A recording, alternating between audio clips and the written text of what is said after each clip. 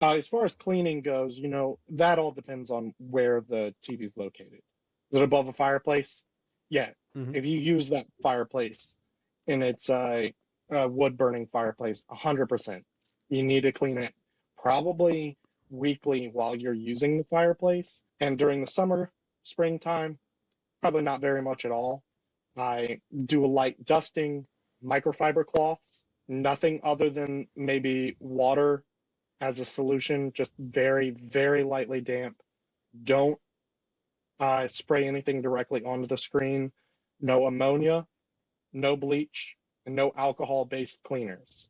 Most of the time, unfortunately, when you buy screen cleaners, you're just buying a bottle of distilled water. Don't pay extra for it. Yeah. By all means, they have good Right. sprayers. $10 for a microfiber cloth and a Mm. sprayer with some water in it. Hey, it's not too bad.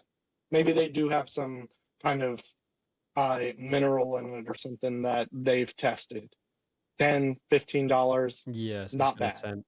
Anything really over that price, and you're probably better off buying a big pack of microfiber cloths from your local auto parts store because you can get that, like 20 of those for $10.